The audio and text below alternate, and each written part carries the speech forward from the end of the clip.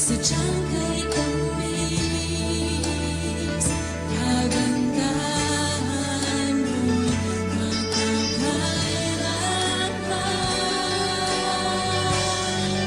Hinanap ako ng pag-ibig mo, kasaganaan nararanasan, may kapayapaan at kaligtasan. Jesus, ikaw, Jesus, hinanap ako ng pag-ibig mo, kasaganaan nararanasan, may kapayapaan at kaligtasan. Jesus, ikaw ang kapanginaman ko.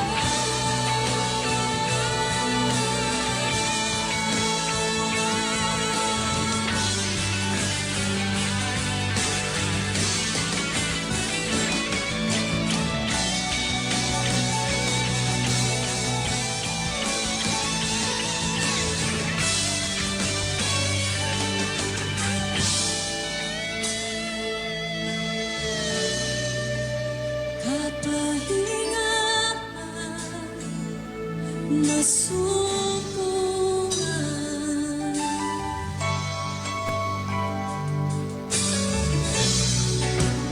at kaganatan, palakasan, natagpuan.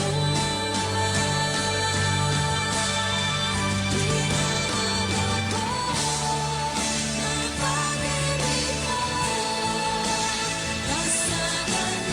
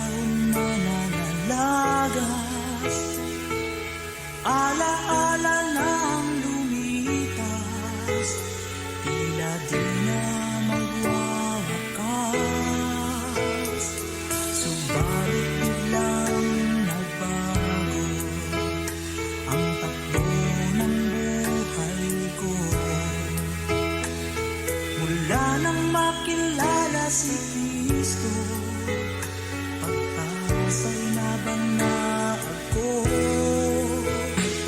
Hirap-hirasong buhay ko, mabubuo pa ito.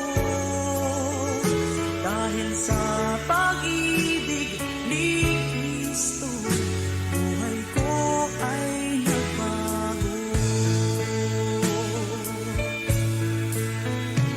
Sa mga araw pang lumilipas, may panibago ng lakas.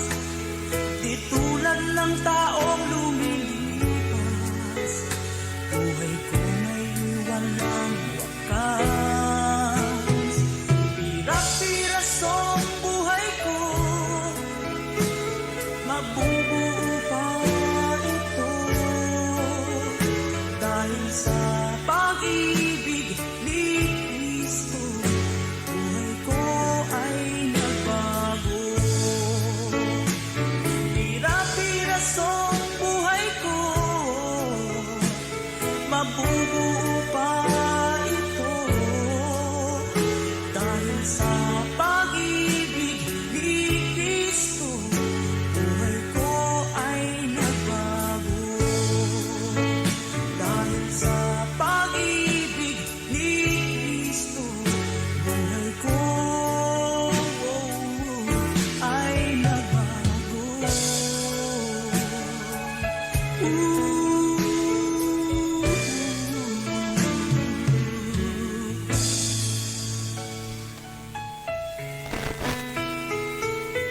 Purihin ang ating Panginoong Hesukristo, mga kapatid at mga kaibigan.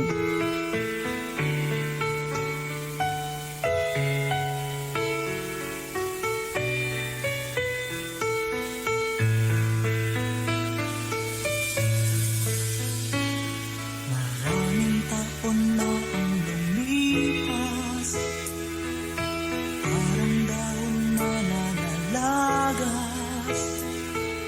Ala-ala na ang lumipas, tila di. Kayo po ay nakikinig sa impilan ng 100.7 New Gen FM, mga kapatid at mga kaibigan. Maraming salamat po sa inyong pagsubaybay sa programang itong si Jesus ang Buhay na Pag-asa. Sanang makilala si Kristo, Pagbati po sa lahat ng atin pong mga kapatid sa pananampalataya dito po sa Bayan ng Bulan, sa tatlong congregation po na pinangasiwaan ng atin pong Senior Pastor Randy Rosare. mabubuo pa Kumusta po kayong lahat, mga kapatid? Nawa kayo po ay nasa mabuting kalagayan ngayon sa pangalan ng ating Panginoon. Kristo, buhay ko ay nagbago. Pagbati po sa lahat ng atin pong mga radio listeners and FB viewers. Pagpalain po kayong lahat ng ating Panginoong Hesukristo. Saan man po kayo lugar nandoon, mga kapatid, nawa kayo po ay nasa mabuting kalagayan ngayon sa pangalan ng Panginoon. Maging sa atin pong FB viewers, thank you so much for watching. Thank you so much for being with us. Sister Regine Chuji, thank you so much po. Pagpalain po kayo ng Panginoon. Kumusta po kayo? And Brother Renante Roque, good morning din po. Pagpalain kayo ng Panginoon. Brother Jonel Guillermo, thank you so much for watching. Pagpalain po kayo ng Panginoon. And sa lahat ng mga kapatiran natin dito po sa Bayan ng Bulan, pagbati po sa pangalan ng Panginoon. Dahil sa pag-ibig ni Kristo, buhay ko Maraming salamat po sa Panginoon sa inyong pag-attend kahapon sa atin pong ganap na joint fellowship diyan po sa Iquirino. Maraming salamat po sa mga dumalo, sa mga bisita. Maraming salamat po sa inyong pag-unlak sa aming pong paanyaya. Nawa hindi lang yun ang una at huli nating pagsasama, kundi maging sa muling pagbabalik ng Panginoon, magsama-sama tayo. Amen. Maglingkod sa ating Panginoong Hesukristo, mga kapatid at mga kaibigan. Patuloy lamang natin na damhin ang presensya ng Panginoon, ang pagkilos at ang paghipo ng Diyos sa atin pong mga puso. Amen. At naniniwala po ako mga kapatid na ang bawat isa ay mayroong natutunan na salita ng Panginoon. Praise the Lord. Amen. Good morning, Sister Rebecca Montemor. Maraming salamat po sa inyong pagsubaybay. Pagpalain po kayo ng Panginoon, maging kay Sister Divine Duyal, Sister Marlene Golyoso. Thank you so much for watching. Amen. Pagpalain po kayo ng ating Panginoong Jesucristo. Mula nang makilala si Kristo, pag-asa'y nabang na ako. Kung kayo po ay mayroong mga katanungan at kung kayo po ay nais na mag-request ng panalangin o kaya libreng pag-aaral ng salita ng Diyos sa inyong tahanan, amen, pwede niyo po akong tawagan o di kaya i-text sa CP number 0951 007 1231 0951 007 1231. Yan po ang ating contact number. Pastor Alfred Generalo po mga kapatid. Kung kayo po ay dyan sa Matnog, pwede nyo po akong tawagan, di kayo i-text mga kapatid. At kung kayo ay may mga katanungan sa ating pong mga itinatalakay dito sa programang ito, sa salita ng Panginoon, amen, welcome po ang ating pong welcome po mga kapatid, yung mga tanong na upang magbigay pa sa atin ng kaliwanagan at mga kapatid ay klarifikasyon tungkol sa ating pong mga napag-aaralan mga kapatid. At kung kayo po ay may mga bagay na hindi pa nauunawaan at kayo ay mayroong nais nyong magkaroon ng kaliwanagan sa inyong pong mga puso at isip, pwede nyo pa akong tawagan mga kapatid at mga kaibigan. Dahil sa pag-ibig ni Kristo, buhay ko. Praise the Lord mga kapatid. Pagpasensyahan nyo po ang akin pong boses mga kapatid dahil kakagaling lamang po natin ng trangkaso. Praise God. Salamat sa Diyos sa kagalingan na Kanyang ipinagkaloob sa atin mga kapatid. Purihin ang pangalan ng ating Panginoong Jesucristo.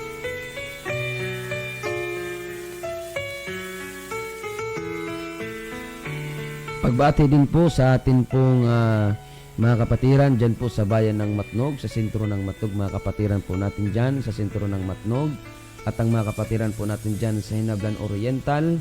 Praise the Lord, pagpalain po kayo ng Panginoon, at ang congregation natin dyan sa Man Orabi, pagpalain din po kayo ng Panginoon. Maraming salamat sa Diyos.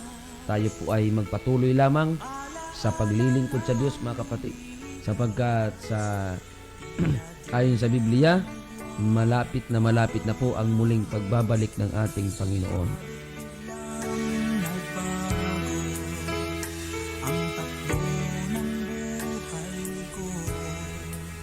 Purihin ang pangalan ng ating Panginoong Jesucristo. Brother John Hansel, thank you so much for watching. Pagpalain po kayo ng ating Panginoon. Praise the Lord. And Sister Brother Joy Dianyo, thank you so much for watching. Pagpalain din po kayo ng Panginoon. Praise the Lord. At sa lahat pa na manunood at nanonood ngayon, maraming salamat po. Pagpalain po kayong lahat ng ating Panginoong Jesucristo. Mga kapatid at mga kaibigan, amen. Praise God. Kasama ko po si Brother Raymar para sa ating pong Bible reading. Amen. Praise God. At maging ang pagbati sa ating pong mga kapatid. Amen. At sa ating pong pastor dyan po sa Iquirino. Praise the Lord. Pagpalain po kayo ng Panginoon. Praise the Lord. At maging kay Sister Cherry Ikeda, thank you so much for watching. Pagpalain po kayo ng Panginoon. Manatili lamang po kayo mga kapatid. Praise the Lord sa ating pong programa, sapagkat tayo po ay magtutuloy-tuloy na, amen, sa pag-aaral ng salita ng ating Panginoon. Praise God. At sa pagkakataong ito, mga kapatid, amen, praise God, bago tayo dumako sa pag-aaral ng salita ng ating pong Panginoong Jesucristo, tayo po muna ay manalangin sa Panginoon. Hilingin po natin sa Diyos ang kanyang gabay at patnubay upang ating lubos na maunawaan ang kanyang salitang ating pag-aaralan. Praise the Lord. Let us pray mga kapatid. Praise God.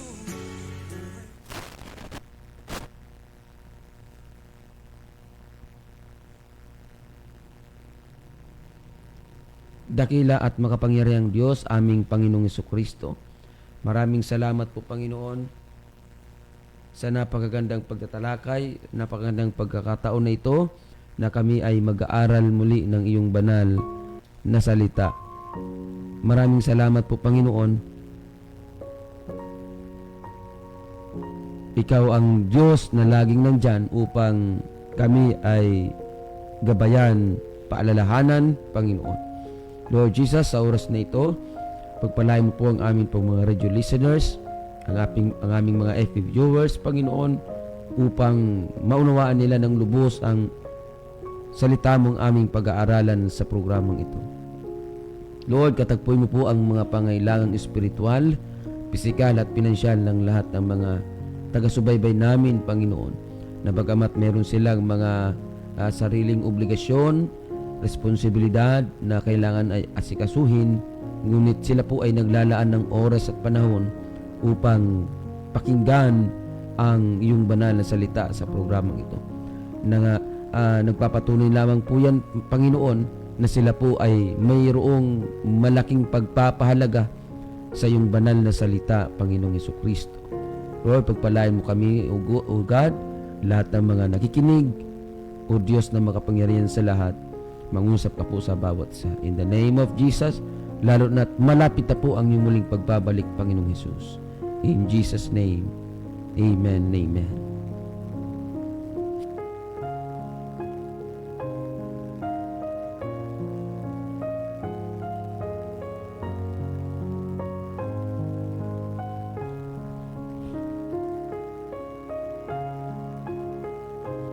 Okay. Tayo po ay tuloy-tuloy na, mga kapatid, sa pag-aaral ng salita ng Panginoon. Kung kayo po ay mayroong mga Biblia sa inyong mga tahanan, pwede nyo po kaming sabayan sa pagbabasa ng salita ng Diyos dito po sa aklat ng Zephaniah. Amen. Zephaniah chapter 1 verse 7. Praise God. Ganito po ang atin pong mapapakinggan. Pumayapa ka sa harap ng Panginoong Diyos, sapagkat ang kaarawan ng Panginoon ay malapit na. Sapagkat inihanda ng Panginoon ang isang hain, kanyang itinalaga ang kanyang mga panauhin. Purihin ang pangalan ng ating Panginoon, mga kapatid. Ang kaarawan ng Panginoon ay malapit na, mga kapatid. Praise God. Malapit na po ang kaarawan ng ating Panginoon. Na kung saan, mga kapatid, ang Panginoong Hesus mismo ay mayroong sinabi, Amen, praise God, sa aklat ng Juan, Amen, nang siya po ay naghahanda ng lugar para sa mga mananampalataya. Kaya sa mga kapatid natin sa pananampalataya, sa mga hindi pa mananampalataya, sa lahat ng mga tao na nakikinig ngayon, marahil aksidente mo lang na buksan ang radyo, Amen, praise God. Pakinggan nating mabuti ang mensahe ng Panginoon. Malapit na po ang kanyang muling pagbabalik, mga kapatid. Hindi nga lang natin alam kung kailan, hindi natin alam kung anong taon, hindi natin alam kung anong buwan, kung anong araw, mga kapatid. Ang mahalaga, Amen, ngunit isang bagay ang mahalaga, mga kapatid, malapit na po ang muling pagbabalik ng ating Panginoong Jesucristo. Kaya nga, Panginoon, mga kapatid, sa kanyang talinghaga, praise God, sa sinabi niya doon sa book of Luke chapter 14 verse 17 to 18, sa kanyang talinghaga, mga kapatid, sinabi ng atin pong Panginoon, ganito po ang atin pong mababasa.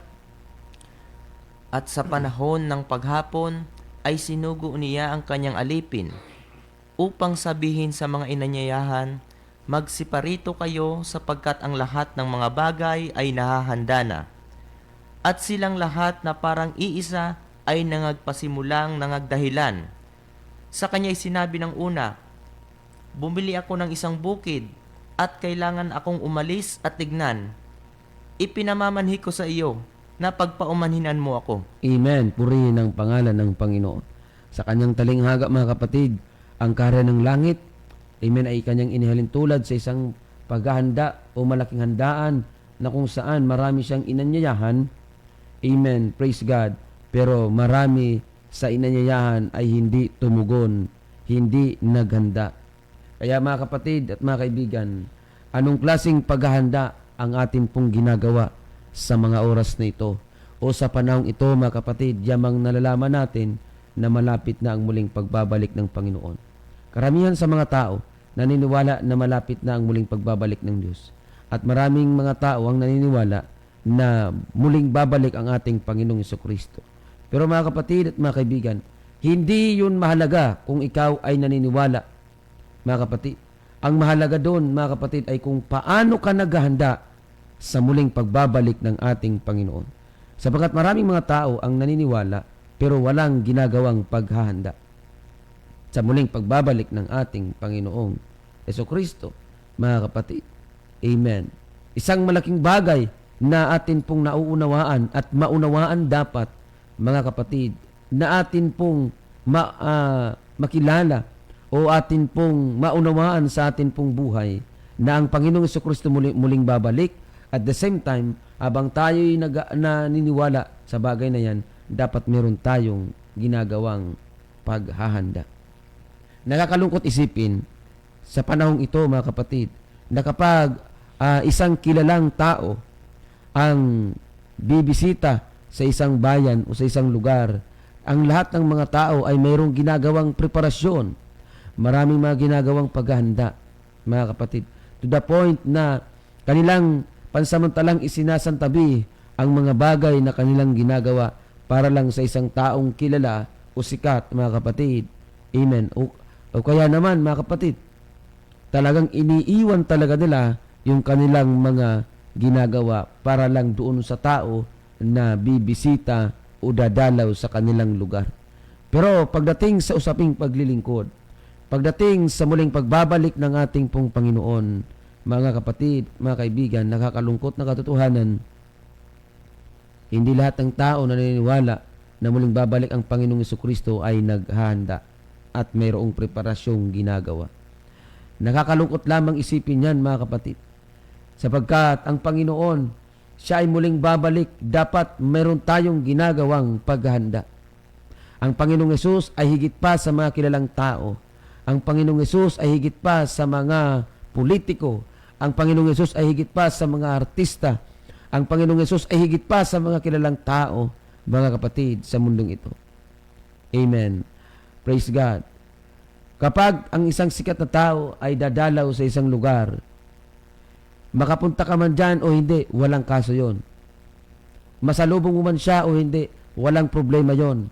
Kung makapunta ka, walang problema. Kung hindi ka makapunta, wala kang problema. Kung hindi ka naganda, walang problema. Kung wala kang ginagawang preparasyon, walang problema. Pero mga kapatid at mga kaibigan, kapag ang Panginoong Jesucristo muling bumalik, mga kapatid, at wala kang ginagawang preparasyon, sad to say, mga kapatid at mga kaibigan, mayroon kang malaking problema kapag hindi ka naghanda. Kapag ang isang kilalang tao dumating sa inyo, hindi ka nakapaghanda, walang problema yon, mga kapatid. Pero ang Panginoong Jesucristo, kapag dumating, mga kapatid, amen, upang kunin na yung kanyang mga anak, yung mga tapat na naglingkod sa kanya, amen, at wala kang ginawang preparasyon, wala kang ginawang paghahanda, hindi ka naglingkod sa ating Panginoon, hindi ka sumunod sa mga utos ng Panginoon, mayroon kang malaking problema. At ang problema na yan, mga kapatid, ay pang walang hanggan. Okay lang sana kung doon sa impyerno ay mayroong due date o mayroong termino na ikaw, Brother Rimar, sa impyerno, 1 taong ka lang dito. Pagkatapos ng 1 taon, dadaling ka na sa langit. Wala pong ganun, mga kapatid, sa impyerno. Ang meron sa impyerno, kapahamakan at kaparusahang walang hanggan. Kaya kung nais natin magtamo ng buhay na walang hanggan, kailangan nating maghanda ngayon pa lang, mga kapatid, bago pa dumating ang araw o ang kaarawan ng ating Panginoon.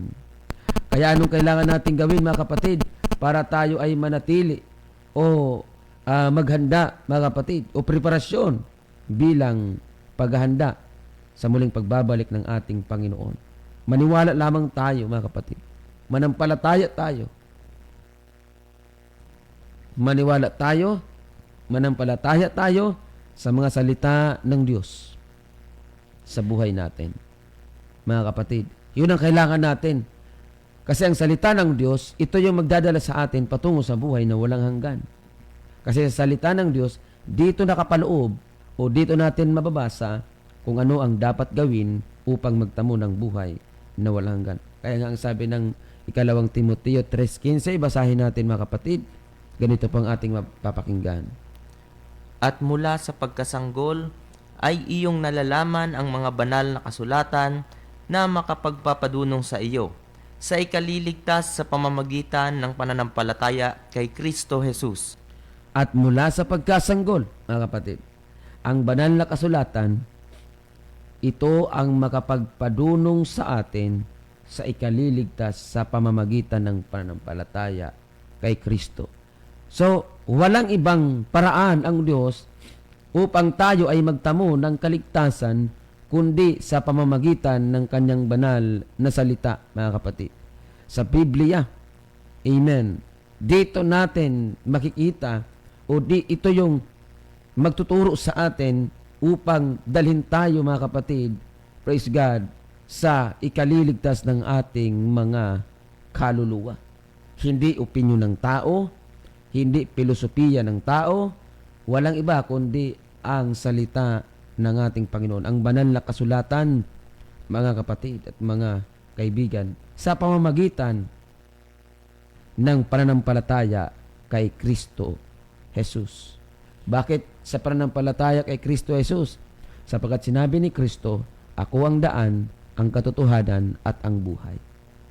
Mga kapatid, praise God, purihin ang pangalan ng ating Panginoong Jesucristo. Mga kapatid, praise the Lord. At ang sabi ng Romans chapter 1 verse 16, pakinggan natin. Sapagkat hindi ko ikinahihiya ang ebanghelyo, sapagkat siyang kapangyarihan ng Diyos sa ikaliligtas ng bawat sumasampalataya, unay sa Hudyo at gayon din sa Griego. Purihin ang pangalan ng Panginoon. Pakinggan natin ng mabuti, mga kapatid at mga kaibigan. Sapagkat hindi ko ikinahihiya ang ebanghelyo, sabi na Apostol Pablo, sapagkat siyang kapangyarihan ng Diyos sa ikaliligtas ng bawat sumasampalataya. Pakinggan natin ng mabuti. Ang kapangyarihan ng Diyos upang ang tao ay magkaroon ng kaligtasan, walang iba kundi ang ebanghelyo. Sa ebanghelyo tayo dapat, mga kapatid, hindi ang pag-anib, hindi ang pagpamember, hindi pag-anib, hindi pagpasok, mga kapatid, ang kaligtasan, kundi ang kapangyarihan ng Diyos. Ang kapangyarihan ng Diyos, mga kapatid, upang ang tao ay magtamo ng kaligtasan, walang iba kundi ang ebanghelyo ni Kristo. Ano yung ebanghelyo ni Kristo, mga kapatid? Yung pagkamatay, yung pagkalibing at muling pagkabuhay ng ating Panginoong Jesucristo, na yan ay sumisimbolo sa bautismo sa pangalan ng ating Panginoong Jesucristo. Mga kapatid, pananampalataya, pagsisisi at bautismo sa tubig sa pangalan ng ating Panginoong Jesucristo. Kaya nga sinabi ng Panginoon, ang sumasampalataya at mabautismuhan ay maliligtas. At ang sabi ng John chapter 3 verse 5, mga kapatid, 3 hanggang 5, maliban ng tao, ipanganak ng tubig at ng Espiritu ay hindi makakapasok sa kaharian ng Diyos. Mga kapatid, ebanghelyo po ang kapangyarihan ng Diyos sa ikaliligtas ng bawat sumasampalataya. Hindi ang pagpasok, hindi ang pag-anib, mga kapatid. Hindi po, wala pong aral ang Biblia na kapag umanib ka, kapag pumasok ka, ay ligtas ka. Wala pong sinabi ang Biblia dyan, mga kapatid. Purihin ang pangalan ng Panginoon sa katotohanan na yan. Amen. Kaya mainam na ang salita ng Diyos, dito tayo dapat dumipende. Dito dapat tayo, mga kapatid, amen. Ito dapat yung ating pinakamanwal. Ito dapat yung ating pinakapundasyon ng ating pananampalataya. Kaya nakakaawa, mga kapatid, yung mga tao na ang pundasyon nila ay ang sinasabi ng leader nila. Kumbaga, hindi nila namamalayan at hindi nila napapansin na akala nila sa Diyos sila naniniwala at sa Diyos sila nagtitiwala.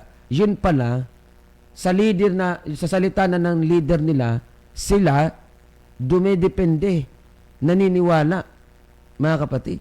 Alam nyo, mayroong mga ganyang, kumbaga, pandaraya. Mayroong mga ganyang klaseng pandaraya, mga kapatid, na gagawing front ang Biblia, pero sa likod ng Biblia ay ang salita ng leader ng grupo o ng relihiyon. Mga kapatid, amen, kailangan nating busisiin, mga kapatid, ang salita ng Panginoon. Ang salita ng Diyos dapat tayo, dito dapat tayo, amen, dito dapat nakabaon yung ating pundasyon ng ating pananampalataya. Hindi sa sinasabi ng leader. Kasi marami po ngayon naglipa ng mga aral na mas kinikilala nila ang sinasabi ng kanilang leader kaysa sinasabi ng ating Panginoong Jesucristo. Kaya tuloy, yung pagsunod nila sa leader, hindi sa Diyos. Kaya ang sasabihin ng ilan, okay lang na magbisyo, okay lang na magsugal, okay lang naman babae, okay lang naman lalaki, dahil hindi naman nakikita ng leader. Hindi naman nakikita ng spiritual leader. Hindi ka nga nakita ng leader mo, pero nakikita ka rin ng Diyos sa langit. Kaya mga kapatid, yon ang ginagawang pandaraya ni Satanas ngayon.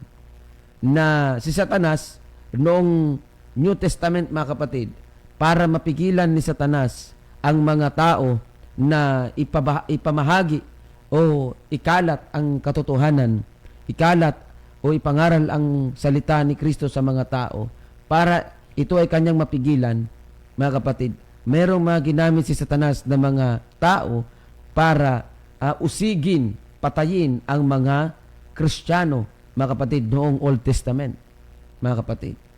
Amen. Pero ngayon, dahil hindi naman mapigilan ni Satanas ang mga tao, mga kapatid, kundi bagkos nagsipangalat yung mga sinaunang Kristiyano, mga kapatid, at dahil sila ay kumalat, mas lalo tuloy kumalat ang salita ng Diyos.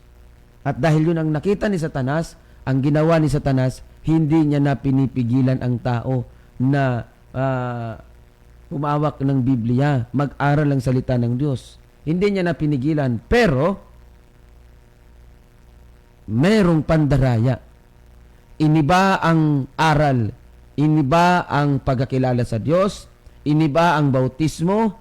May mga nagsasabi na may 3 ang Diyos, may nagsasabi na 2 ang Diyos, may nagsasabi naman na hindi na kailangan ng bautismo, may nangangaral naman na hindi optional na lang ang bautismo, may nangangaral naman na hindi na kailangan ng holiness, may nangangaral naman na ang holiness daw ay conviction sa tao. Mga kapatid, doon nagkaroon ng diferensya. Amen. Ang pagangaral o mga kapatid, ang aral ng salita ng Diyos. Dahil may mga tao na kinasangkapan si Satanas para iligaw ang marami. Mga kapatid, nasasabihin na Satanas, okay lang na magsimba kayo, okay lang na magbasa kayo ng Biblia, pero wag yung katotohanan ang ipangaral nyo. Wag yung katotohanan ang paniwalaan nyo. Kasi mga kapatid, kahit nang hawak mang Biblia, nagbabasa ka ng Biblia, kapag wala naman sa katotohanan ang pinaniniwalaan mo, wala ring silbi yun. Wala ring saysa yun, mga kapatid. Amen. Kaya malaking bagay na ating busisiin ang banal na kasulatan. Dapat yung pundasyon ng ating pananampalataya, hindi ang sinasabi ng spiritual leader. Mga kapatid, hindi naniniwala kay Kristo na Diyos, pero yung leader nila, mga kapatid, amen, ay pinahahalagahan. Malaki ang pagkilala sa leader nila, pero mababa ang pagkilala nila kay Kristo. Malaki ang pagkilala nila sa leader, pero maliit ang pagkakilala nila kay Kristo. So mga kapatid, kahit isang tabi muna natin ang Biblia, sa ganong kaisipan lang, makikita natin na mali. Sapagkat malaki ang pagkilala nila sa leader, malaki ang pagpapahalaga nila sa leader nila, pero ang liit ng pagkilala nila kay Kristo. So mga kapatid, sa ganung kaisipan, alam ko at alam natin, mga kapatid, lalo na yung mga gilo nating taga-subaybay, yung ating mga radio listeners, FB viewers, alam ko, mga kapatid, matalino kayo. At sa ganung kaisipan na katanungan ko, mga kapatid, amen, mauunawaan nyo na mayroong mali at pandaraya sa ganung klaseng paniniwala. Na malaki ang pagkilala sa leader, pero maliit ang pagkilala kay Kristo. Mali ang ganung paniniwala, mga kapatid. Mali na mali at talagang mali, mga kapatid. Purihin ang pangalan ng ating Panginoong Jesucristo. Amen. Kaya, mga kapatid, mag-ingat tayo sa mga desisyong atin pong gagawin. Praise God. 1 Peter chapter 5 verse 8. Kayo'y maging mapagpigil, kayo'y maging mapagpuyat. Ang inyong kalaban na dyablo na gaya ng liyong umuungal ay gumagala na humahanap ng masisila niya. Purihin ang pangalan ng Panginoon. Verse 9. Na siya'y labanan ninyong matatag sa inyong pananampalataya. Yamang inyong nalalaman na ang mga gayong hirap ay nagaganap sa inyong mga kapatid na nangasa sa sanlibutan. At ang Diyos ng buong biyaya na sa inyo'y tumawag sa kanyang walang hanggang kaluwalhatian kay Kristo, pagkatapos na kayo'y makapagbatang sandaling panahon, ay siya rin ang magpapasakdal, magpapatibay at magpapalakas sa inyo. Amen. Purihin ang pangalan ng ating Panginoon, mga kapatid. Ang sabi ng Biblia, tayo'y maging mapagpigil, tayo'y maging mapagpuyat. Ang kalaban na dyablo ay gaya ng liyong umuungal, gumagala, na humahanap ng masisila niya. Mga kapatid, hindi kailangan ni Satanas ng malaking butas sa buhay mo para makuha ka niya. Kailangan lang ni Satanas ng maliit na butas para makuha ka. Kaya mga kapatid, mag-ingat tayo sa ating sarili, mag-ingat tayo sa mga tao, mga kapatid, na nangangaral ng maling aral na hawak ang Biblia, dala ang Biblia, ginagawang front ang Biblia para akayin ka, mga kapatid, para dayain ka. Marami pong naglipa ng ganyan, mga kapatid, sa panahon natin ngayon. Biblia ang ginagawang front, mga kapatid, para mapaniwala ka na tama yung kanilang paniniwala rin.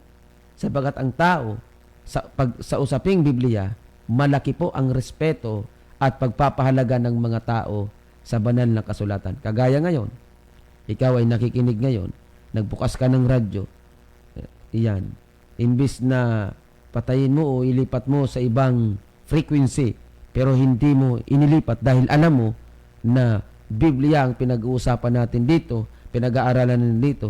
Kaya patunay lang yan na mahalaga ang na malaki ang pagpapahalaga mo sa banal na kasulatan. Mga kapatid, meron tayong puso at isip. Meron tayong mga sariling pang-uunawa. Alam ko, kapatid at kaibigan, na marunong kang kumilatis, marunong kang mangbusisi kung ang tao ay tama ang aral na ipinapangaral o hindi. Purihin ang pangalan ng ating Panginoong Jesucristo. Kaya, mga kapatid, ito ay paalala ng Panginoon sa atin.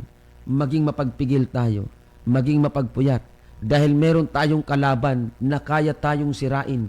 Meron tayong kalaban na ikaw ay meron tayong kalaban, walang iba kundi ang dyablo, na sisira ng pananampalataya mo. Amen. Sisira ng kalooban mo. Amen. Dadaya sa sa katotohanan. Mga kapatid at mga kaibigan, mag-ingat tayo sa mga ginagawa nating desisyon. Sa maling desisyon na magawa mo ngayon, pwede mong habang buhay mong pagsisisihan yan, maging sa buhay na wala hanggan, magsisisi tayo sa ganyang bagay. Kaya mga kapatid, ang sabi dito, labanan natin, ating labanan na matatag sa ating pananampalataya ang dyablo. Ibig sabihin, ang panlaban lang ng Kristiyano sa mga gawa ng dyablo sa buhay ng tao, walang iba kundi ang pananampalataya natin sa Diyos, mga kapatid. Kaya nga mga kapatid, ang sinisira ng dyablo, mga kapatid, sa tao, hindi naman buhay. Kasi ang dyablo hindi kayang kumuha ng buhay ng tao. Maliban na lang kapag ang tao ay makipagkasundo sa dyablo. Pero hanggat ang tao ay may pananampalataya sa Diyos, hindi ka kayang patayin o kitlin ang buhay mo ng dyablo. Ang magagawa lang ng dyablo sa buhay mo ay magsira, yan, mangistorbo, dayain, yun lang ang kanyang magagawa. Pero kapag ikaw ay may malalim na pananampalataya sa Diyos, amen, hindi ka kayang buwagin, hindi ka kayang pataubin ng dyablo, mga kapatid. Kaya nga, ang sinisira ng dyablo ngayon ay ang ating pananampalataya sa pamamagitan ng mga sakit at karamdaman, sa pamamagitan ng mga pagsubok, sa pamamagitan ng mga problema, sa pamamagitan ng mga pag-aalinlangan, pagdududa at takot. Yan po ang mga ginagawa ng mga dyablo ngayon sa buhay ng tao. Kaya imbis na inaakay ka palapit sa Diyos, may mga tao ang nagagamitin ang dyablo para usigin ka, para pagtawanan ka, para i-discourage ka. At kapag hindi ka makuha sa pag-uusig, kapag hindi ka makuha sa discouragement, ang gagamitin ng dyablo sa iyo ang sarili mong katawan. Bibigyan ka ng karamdaman, mga kapatid. At kapag hindi ka makuha sa karamdaman, ang gagamitin naman ng dyablo sa iyo, yung isip at puso mo. Bibigyan ka ng mga bagay na magbibigay sa iyo ng pag-aalala, magbibigay sa iyo ng pagkatakot. Yan yung paraan ni Satanas para ang tao ay hindi maglingkod sa Diyos, para ang tao ay hindi magseryoso na maglingkod sa Diyos. Maghahasik si Satanas ng mga negatibong bagay sa kaisipan mo, mga negatibong bagay sa puso mo para hindi mo magawang maglingkod sa Diyos. Pero kapag mayroon kang malalim na pananampalataya sa Diyos, sabi dito, labanan natin ang gawa ng dyablo sa pamagitan ng ating matatag na pananampalataya. Take note, hindi lang basta pananampalataya ang ipanlalaban natin sa mga gawa ng dyablo, kundi matatag na pananampalataya sa Diyos. Amen. Ang problema, kapag mali ang pagkakilala mo sa Diyos, hindi ka magkakaroon ng matatag na pananampalataya. Kaya dapat tama yung pagkikilala natin kung sino ang Diyos at kung ilan ang Diyos. Kapag ang paniniwala natin, dalawa ang Diyos, tatlo ang Diyos, mga kapatid, wala kang matatag na pananampalataya kapag ganyan ang iyong paniniwala. Kasi ang pananampalataya, mga kapatid, ito po ay nag-uugat kapag tama ang iyong paniniwala. Amen. Pero kapag mali ang paniniwala, hindi magiging matatag ang pananampalataya. Mga kapatid, kagaya ng pagtatanim, kapag tama ang pagtanim mo, magiging matatag o magiging malusog yung puno o yung puno ng butil na iyong itinanim. Amen. Halimbawa, nagtanim ka ng palay sa mga buhangin, walang mangyayari dyan, mga kapatid. Kaya dapat tama yung ating paniniwala upang magiging matatag ang ating pananampalataya sa ating Panginoon. Proverbs chapter 3 verse 6 to 7, pakinggan natin, mga kapatid. Kilalanin mo siya sa lahat ng iyong mga lakad at kanyang ituturo ang iyong mga landas. Huwag kang magpakapantas sa iyong sariling mga mata, matakot ka sa Panginoon at humiwalay ka sa kasamaan. Purihin ang pangalan ng Panginoong Jesucristo. Maraming mga tao ngayon na puro tama yung kanilang nasa kaisipan. Ang sabi ng Biblia, huwag tayong magpakapantas sa ating mga sariling mga mata. Matakot tayo sa Panginoon. Ibig sabihin, pag nagpapakapantas ka pala sa sarili mo, mga kapatid, nakakatakot pala yon sa Panginoon. Ibig sabihin, ayaw ng Diyos na meron kang self-righteous. Ibig sabihin, wala ka nang nakikitang tama sa iba, kundi sarili mo lang ang iyong tama. Kaya mga kapatid, amen, huwag nating hayaan na maging ganito ang ating kalagayan. Mga kapatid, dahil kapag puro ng mali ang nakikita mo sa iba at ikaw na lang yung tama, sigurado mga kapatid, may tama ka na. Amen. Kaya upang wala tayong tama, dapat gawin nating basihan ang salita ng Diyos sa ating buhay. Kaya nga sabi ng verse 6, kilalanin mo siya sa lahat ng iyong mga lakad. Amen. Sapagkat hindi natin alam, hindi lahat ng bagay ay alam natin. Hindi lahat ng naiisip natin ay makabubuti sa atin. Hindi lahat ng mga kapatid, pinaniniwalaan natin ay magdadala sa atin sa kabutihan. Mga kapatid, ang salita ng Diyos ang pinakamanwal ng buhay ng tao. Kaya kapag ito ay ating kilalanin sa buhay natin, ito ay bigyan nating malaking pagpapahalaga ang salita ng Diyos sa buhay natin, mga kapatid, ang salita ng Diyos mismo ang magdadala sa atin patungo doon sa mabubuting bagay at maging sa buhay na walang hanggan. Kaya nga ang sabi ng Joshua chapter 1 verse 8, mga kapatid, pakinggan natin. Ang aklat na ito ng kautusan ay huwag mahihiwalay sa iyong bibig, kundi iyong pagbubulayan araw at gabi upang iyong masunod na gawin ang ayon sa lahat na nakasulat dito. Sapagkat kung magkagayoy, iyong pagiginawain ng iyong lakad at kung magkagayoy, magtatamo ka ng mabuting kawakasan. Purihin ang pangalan ng Panginoon, mga kapatid. Amen. Mahalaga na ating pagbubulay-bulayan ang salita ng Diyos sa buhay natin. Huwag nating pagbulayan ang mga problema. Huwag nating pagbulayan ang mga trabaho mo, ang pamilya mo, masyado mga kapatid, ang tawag dito mga kapatid, yung profession mo, lahat mga kapatid. Amen. Huwag nating pagbulayan yan, mga negatibong bagay, mga problema, mga pagsubok, karamdaman, kagipitan, huwag natin yung masyadong pagbubulayan. Kung meron man tayong dapat pagbulayan, walang iba kundi ang mga salita ng Diyos. Amen. Praise God. Dahil ang salita ng Diyos, ito ay nagsisilbing comfort sa mga taong, mga kapatid, may mga mabibigat na suliranin. Nagsisilbing kapayapaan sa mga taong nagugulumihanan. Nagsisilbing pag-asa sa mga taong walang pag-asa, mga kapatid. Kaya ang sabi dito mga kapatid, huwag mahihiwalay sa iyong bibig, kundi iyong pagbubulayan araw at gabi upang iyong masunod na gawin ang ayon sa lahat na nakasulat dito. Sapagat yung magkagayoy, iyong pagiginawain ng iyong lakad at yung magkagayoy magtatamo ka ng mabuting kawakasan. Kapag ang salita ng Diyos ang ating pinagbubulayan, mga kapatid, amen, kagaya sa mga oras na ito, pinagbubulayan natin ang salita ng Diyos. Kapag ganito raw ang ating ginagawa, mga kapatid, mayroon tayong mabuting kawakasan. Ibig sabihin, may magandang bagay na naidudulot kapag pinagbubulayan mo ang mga salita ng ating Panginoong Jesucristo, mga kapatid. Kaya, kumbaga, parte ng ating paghahanda ito, mga kapatid. Amen.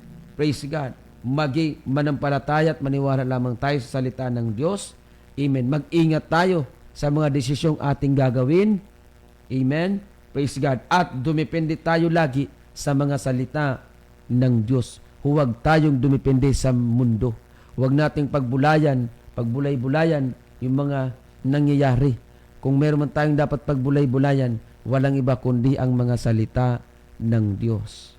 Huwag ang problema, huwag ang pagsubok, huwag ang karamdaman, huwag ang kagipitan. Dahil ang pinakasolusyon sa mga nararanasang hirap ng mga tao sa mundong ito, hindi material, hindi pera. Ang solusyon, mga kapatid, sa tao, walang iba kundi ang salita ng Diyos. At sa mga mananampalataya, bilang paghahanda sa muling pagbabalik ng Panginoon, mga kapatid, isang bagay ang dapat nating tandaan. Pahalagahan natin, kilalanin natin, amen, at huwag nating wawalain ang salita ng Diyos sa puso at isip natin, mga kapatid. At higit sa lahat, sundin natin ang mga salita ng Diyos, ang kalooban ng Diyos. Dahil kahit gaano mo kagaling sa Biblia, kahit gaano mo kagaling sa pangangaral, kahit gaano mo kagaling na tao, Kapag wala ang pagsunod sa salita ng Diyos sa buhay mo, walang saysay lahat na kung anuman ang meron tayo. Kaya mga kapatid, amen, praise God, malapit na po ang muling pagbabalik ng ating Panginoon. Anong klaseng preparasyon ang ginagawa mong paghahanda ngayon? Mga kapatid, amen, ikaw ba ay nananatili sa salita ng Diyos o ikaw ay nananatili sa pagsuway? Ikaw ay nananatili, amen, sa kawalan ng pananampalataya, nananatili sa takot, nananatili sa pag-aalinlangan, nananatili sa pag-aalala, mga kapatid, o ikaw ay nananatili sa pananampalataya, nananatiling matatag sa pananampalataya, nananatiling matibay sa paniniwala na mayroong isang Diyos lamang, walang iba kundi ang ating Panginoong Jesucristo. At upang ang tao ay magtamo ng kaligtasan, kailangan mong sampalatayanan ang Panginoong Jesucristo bilang nag-iisang Diyos at tagapagligtas, at yung kanyang ebanghelyo na kailangan mong manampalataya, magsisi at magpabautismo sa pangalan ng ating Panginoong Jesucristo bilang preparasyon sa muling pagbabalik ng ating Panginoon. Mga kapatid, ang langit ay lugar ng mga taong naghanda. Ang langit ay lugar, mga kapatid, o para sa mga taong, mga kapatid, pinili ang maglingkod sa Diyos. Ang langit, mga kapatid, ito ay lugar o para sa mga tao, mga kapatid, na mayroong dedikasyon sa paglilingkod. Mayroong determinasyon, mga kapatid, sa paglilingkod sa katotohanan. At sincero, amen, sa ginagawang paglilingkod. Ang langit, mga kapatid, hindi yon ang lugar para sa mga taong walang ginagawa. Ang mga taong walang ginagawang paghahanda, mga kapatid, ay walang iba kundi doon sa dagat-dagatang apoy ng impyerno. Ang impyerno ay lugar ng mga taong walang ginagawa sa Diyos. Ang impyerno ay lugar para sa mga taong walang ginagawang paghahanda.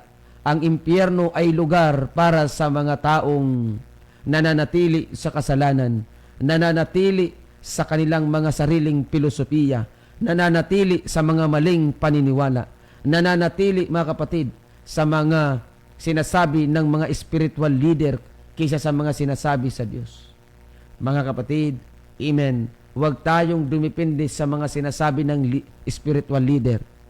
Mga kapatid, dumipindi tayo, amen, sa mga salita ng Diyos. Kaya kapag ang isang mangangaral, walang ibang pinapakilala kundi ang isang tao lang at hindi ang Diyos, mga kapatid, huwag mong paniwalaan yan.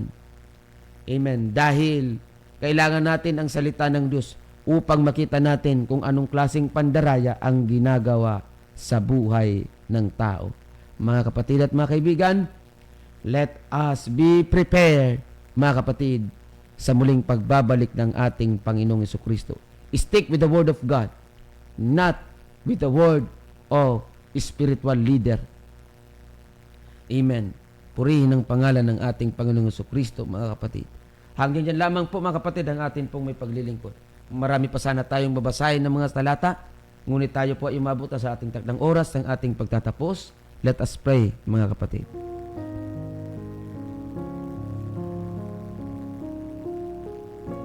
Dakila at makapangyarihang Diyos, aming Panginoong Jesucristo, maraming salamat po sa katotohanan itong iyong pinahayag sa amin, na kung meron man kaming gagawing paghahanda, walang iba kundi ang manatili sa katotohanan, palagahan ang iyong banal na salita, at sundin ang mga bagay na nakasulat dito. Panginoon, gawin mo pong mga masunurin ang bawat isa na nakikinig ngayon sa radio at maging sa FB viewers namin, Panginoon. Lord, touch their hearts, touch their mind, O God.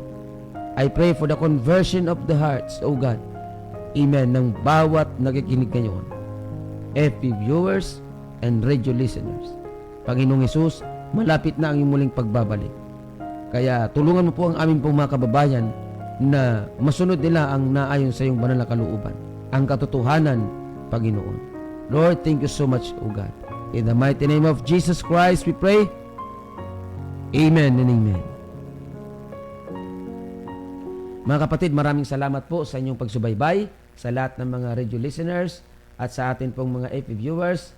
Amen. Sister Lita Sultan, Brother Joseph Bara, Sister Regine Chuji, Amen. Brother Junior Pipito Gallegos, Amen. Thank you so much for watching. Sister Cherry Ikeda, maraming salamat po. Sister Nancy Dangla, Amen. Maraming salamat po sa inyong pagsubaybay. Sister Beth Angeles, Sister Jo Ben, Sister Josephine Isebes, Amen. Thank you so much for watching. Pagpalain po kayo ng Panginoon. Regards po kay Brother Vicente. Praise God. At maging kay Sister Rebecca Montemor. Mga kapatid at mga kaibigan, maraming salamat po sa inyong pagsubaybay. Kasama ko po si Brother Raymar sa ating Bible reading at maging ang ating pong technical side. Maraming salamat po. Amen. Praise God. Pagpalain tayong lahat ng ating Panginoong Kristo. Huwag nating kakalimutan mga kapatid. Ang aking pong contact number 0951-007-1231. 0951-007-1231. Kung meron po kayong katanungan at nais nyo pong mag-request ng libreng pag-aaral ng salita ng Diyos sa inyong tahanan, pwede nyo po akong tawagan o kaya i-text mga kapatid. Muli, ako po ang inyong lingkod, Pastor Alfred Dineralo ng United Pentecostal Church, Matnog. Huwag po nating kakalimutan, lagi po nating tatandaan, sa Jesus lamang po ang nag-iisang Diyos at buhay na pag-asa ng ating mga buhay. God bless everyone.